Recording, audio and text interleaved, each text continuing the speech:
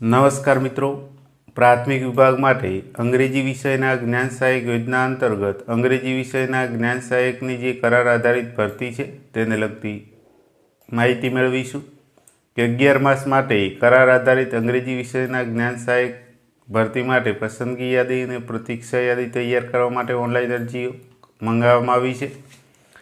યોગ્ય લાયકાત ધરાવતા ઉમેદવારો તારીખ 10/8/2026ના રાત્રિના 12 કલાક સુધીમાં pregnansayak.ssgujarat.org નામની વેબસાઇટ પર ઓનલાઈન અરજી કરી શકશે। અત્યારે ફોર્મ ભરાવાના ચાલુ છે। શૈક્ષણિક લાયકાતમાં જોઈએ તો સરકારી પ્રાથમિક શાળાઓમાં અંગ્રેજી વિષયના જ્ઞાન સહાયક કરાર આધારિત ભરતી માટે અંગ્રેજી વિષય સાથે જે તે ઉમેદવાર સ્નાતક હોવા જોઈએ અને રાજ્ય પરીક્ષા બોર્ડ દ્વારા લેવાયેલ ટેટ 2ની પરીક્ષા પાસ હોવા જોઈએ। એટલે કે તમે અંગ્રેજી વિષય સાથે ગ્રેજ્યુએશન કરેલો હોય તથા કોઈપણ વર્ષમાં ટેટ 2 પાસ કરેલો હોય તેવા મિત્રો આ ભરતી માટે એપ્લાય કરી શકશે। કે ઉમેદવાર સરકારી પ્રાથમિક શાળામાં અંગ્રેજી વિષયના જ્ઞાન સહાયકની કરાર આધારિત નિમણૂક માટેની ન્યૂનતમ શૈક્ષણિક લાયકાત અને વ્યવસાયિક લાયકાત ધરાવતા હોવા જોઈએ। ત્યારબાદ જોઈએ જિલ્લા પસંદગી અને સ્થળ ફાળવણી કે ઉમેદવાર અરજી કરતા સમયે જે જિલ્લામાં અંગ્રેજી વિષયના જ્ઞાન સહાયક તરીકે જોડાવા ઈચ્છે છે તે મુજબ જિલ્લા પસંદગી કરવાની રહેશે અને ઉમેદવારને કોઈ પણ એક જિલ્લો પસંદ કરવાનો રહેશે। એટલે કે આ ભરતી છે એ જિલ્લા વાઇઝ થશે અને મેરિટ પણ છે એ જિલ્લા વાઇઝ તૈયાર થશે। કે ઉમેદવારની જિલ્લા પસંદગીના આધારે જિલ્લાવાર મેરિટ યાદી અને પ્રતીક્ષા યાદી તૈયાર કરવામાં આવશે। કે જિલ્લાવાર મેરિટ યાદી અને વેઇટિંગ યાદી તૈયાર કરવામાં આવશે અને મેરિટ યાદીમાં સમાવેશ થયેલ ઉમેદવાર માટે સ્થળ પસંદગી અને ડોક્યુમેન્ટ વેરિફિકેશન અંગેની સૂચના જિલ્લા કક્ષાએથી આપવામાં આવશે।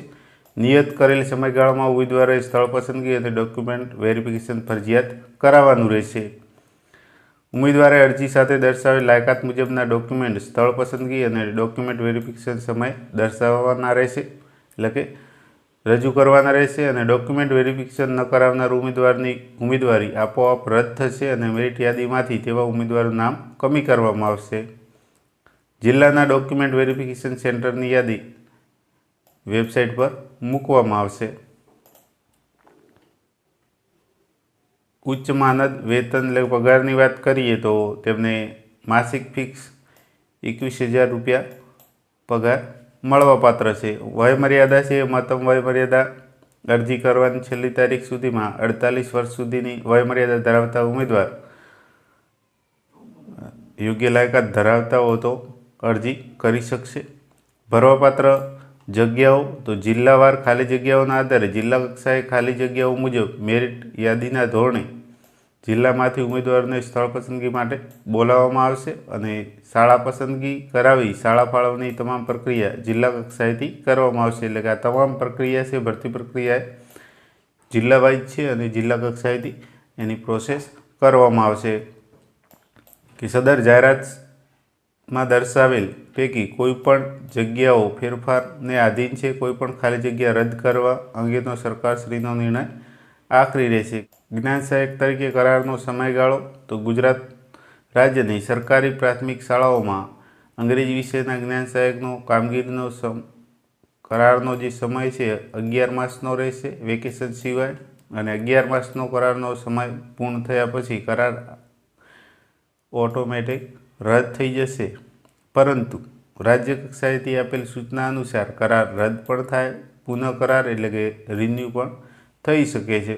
સહાયકની ભરતી બાબતે ધારાધોરણો અહીંયા કોષ્ટક આપેલું છે કે શૈક્ષણિક લાયકાત તો અંગ્રેજી મુખ્ય વિષય સાથે સ્નાતક અને ટેટની પરીક્ષા પાસ હોવા જોઈએ। અત્યારે કોઈ પણ વર્ષમાં ટેટ 2 પાસ કરેલ હશો તો પણ તમે અરજી કરી શકશો। વયમર્યાદા 48 વર્ષ સુધી છે। મેરિટ યાદી તો ટેટ 2ની પરીક્ષા મેળવેલ ગુણના આધારે મેરિટ યાદી તૈયાર કરવામાં આવશે। પગાર આગળ વાત કરી એ રીતે 21,000 રૂપિયા માસિક આપવામાં આવશે। કરારનો સમયગાળો એ પણ અગાઉ જોયા મુજબ વેકેશન સિવાય 11 માસનો રહેશે ને એ પૂર્ણ થશે, પરંતુ રિન્યૂ પણ થઈ શકે છે સૂચના અનુસાર। કરાર કરવાની સત્તા છે એ શાળા કક્ષાએ એસએમસીની રહેશે। કામકાજનો સમય તો કરાર આધારિત અંગ્રેજી ભાષાના જ્ઞાન સહાયકે કામકાજ દરમિયાન શાળા સમય તેમજ જરૂર જણાય તો શાળાના શૈક્ષણિક અને ઉપરાંત વધારાના સમયમાં શાળામાં રોકાઈને ઉપચારાત્મક શિક્ષણ, મૂલ્યાંકન, તાલીમ, સહશૈક્ષણિક વગેરે પ્રવૃત્તિ અને આચાર્યશ્રી અથવા તો શિક્ષણ વિભાગના અધિકારીઓ દ્વારા જે કામગીરી સોંપવામાં આવે તે કરવાની રહેશે। અરજીપત્રક એટલે કે ઓનલાઈન અરજી કરતા પહેલાંની અગત્યની સૂચનાઓ છે, આપ સૌ જાણો છો છતાં પણ અભ્યાસ કરી શકો છો।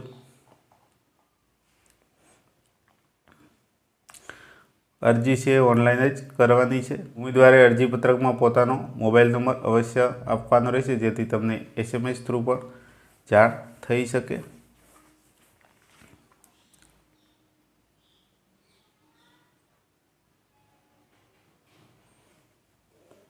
ઓનલાઈન અરજીની કર્યા બાદ ફાઇનલ પ્રિન્ટ પણ વેબસાઇટ પરથી ડાઉનલોડ કરી લેવાની રહેશે। અન્ય સૂચનાઓ જે આપને લાગુ પડતી હોય તો અભ્યાસ કરી શકો છો।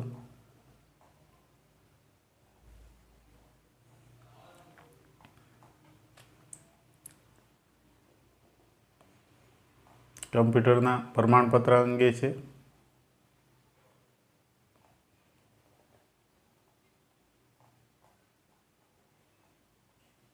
ઉમેદવારે પોતાનું ઈમેલ આઈડી અને મોબાઈલ નંબર ફરજિયાત આપવાના રહેશે, જેથી કરીને ભરતી પ્રક્રિયા અંગેની સમયાંતરે તમને SMS થ્રુ માહિતી મળતી રહે।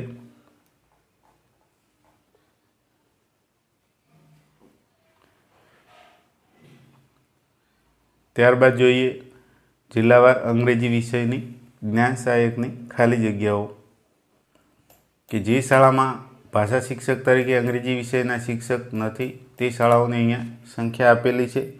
આ જિલ્લા શિક્ષણ સમિતિ સંચાલિત શાળાઓની સંખ્યા છે। એમાં અમદાવાદમાં 217 છે, અમરેલીમાં 340, આણંદમાં 199, અરવલ્લીમાં 315, બનાસકાંઠામાં 255, ભરૂચમાં 243, ભાવનગરમાં 444, બોટાદમાં 106, છોટાઉદેપુરમાં 260, દાહોદમાં 474, ડાંગમાં 59, દેવભૂમિ દ્વારકામાં 241, ગાંધીનગરમાં 174, ગીર સોમનાથમાં 148, જામનગરમાં 205, જૂનાગઢમાં 219, ખેડામાં 356, કચ્છમાં 658, મહેસાણામાં 298, મહીસાગરમાં 294, મોરબીમાં 197, નર્મદામાં 152, નવસારીમાં 178, પંચમહાલમાં 443 અને પાટણમાં 266।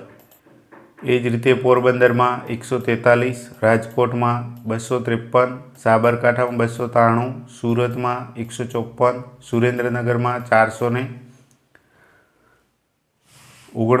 તાપીમાં 146, વડોદરામાં 180, વલસાડમાં 253, વાવ થરાદમાં 255।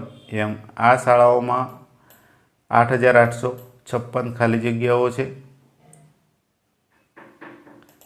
ત્યારબાદ જોઈએ નગર શિક્ષણ સમિતિ સંચાલિત શાળાઓમાં, કે જેમાં ભાષા શિક્ષક તરીકે અંગ્રેજી વિષયના શિક્ષક નથી તેવી શાળાઓની સંખ્યા। એમાં અમદાવાદ 130, અમરેલી 4, આણંદ 15, અંજાર 10, અંકલેશ્વર 3, ભરૂચ 8, ભાવનગર 23, બોટાદ 10, ગાંધીનગર 24, જામનગરમાં 1 પણ નથી, ખેડા 10, મહુવા 10, નવસારી 4, રાજકોટ 28, સિદ્ધપુર 5, સુરત 115, ઊંઝા 3, ઉપલેટા 1, વડોદરા 45 અને જેતપુર 5।